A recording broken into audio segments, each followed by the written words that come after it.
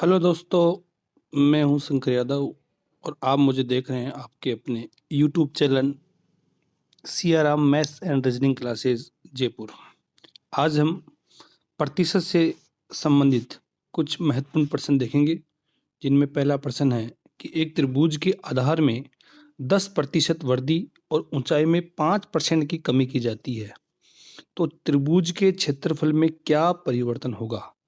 तो आधार में 10% वृद्धि, 10% का मतलब फ्रैक्शन में 1/10 और 5% कमी, तो फ्रैक्शन में हो जाएगा 1/20।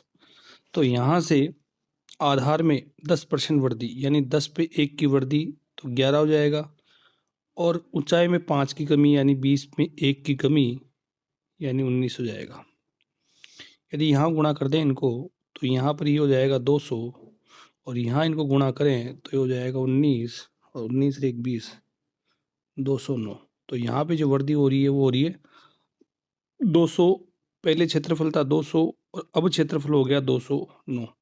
तो जो वृद्धि हुई वो 9 की हुई, और कितने पे हुई 200 पे, और प्रतिशत में इसको बदलेंगे तो 100 से गुणा करेंगे।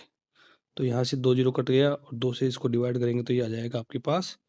इसका जो राइट आंसर आएगा वो आएगा 4.5, और प्लस में आ रहा है तो इसकी वृद्धि हो रही है।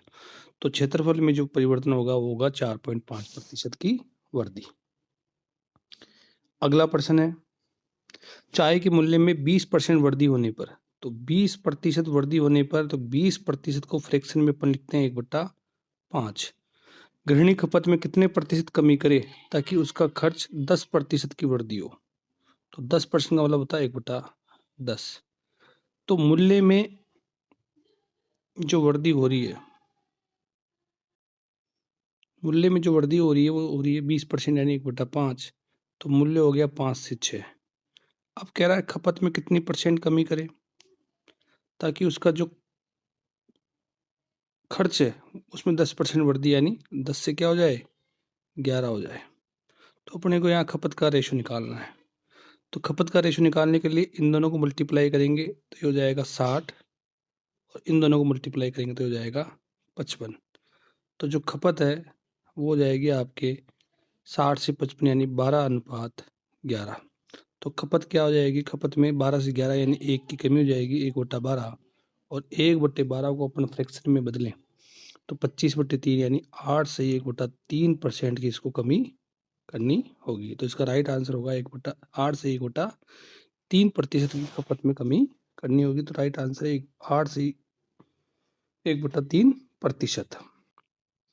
अगला प्रश्न है, ए का 20%, तो ए का 20% यानी 20/100, एंड बी का 30% यानी बी इंटू 30/100, और सी का 40% यानी सी इंटू 40/100।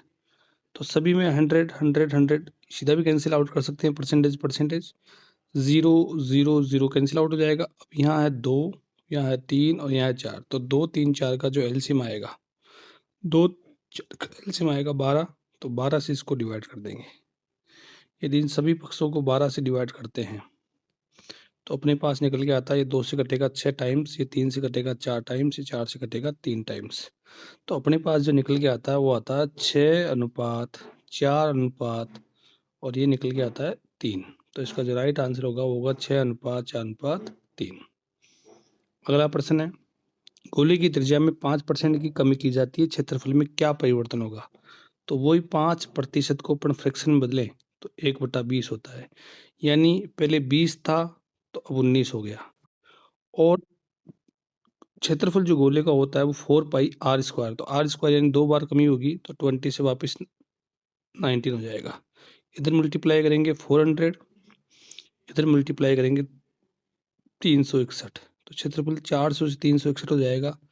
तो यहाँ पर जो कमी हो रही है वो कमी हो रही है अपने पास, कितनी कमी हो रही है, 70 30 39 39 की कमी हो रही है।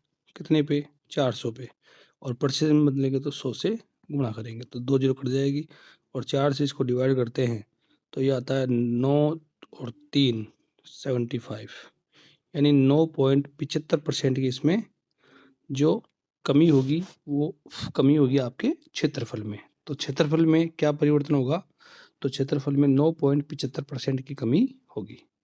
अगला प्रश्न है ए बी सी, 3 दे रखा है ए बी और सी, ए बी से 20% अधिक है, ये इससे 20% अधिक है, और बी सी से 10% कम है।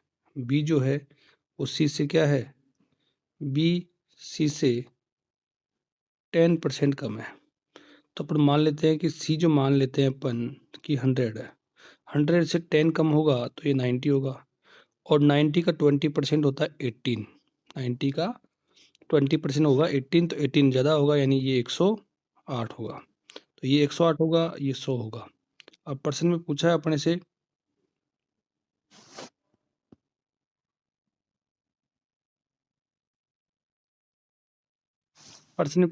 से कि ए सी से कितने % कम या अधिक है। तो ए जो सी से है वो 8 ज़्यादा है, तो 100 पे 8 ज़्यादा है, तो 8% अधिक होगा। वीडियो अच्छा लगा तो लाइक करें, शेयर करें और चैनल को सब्सक्राइब करें।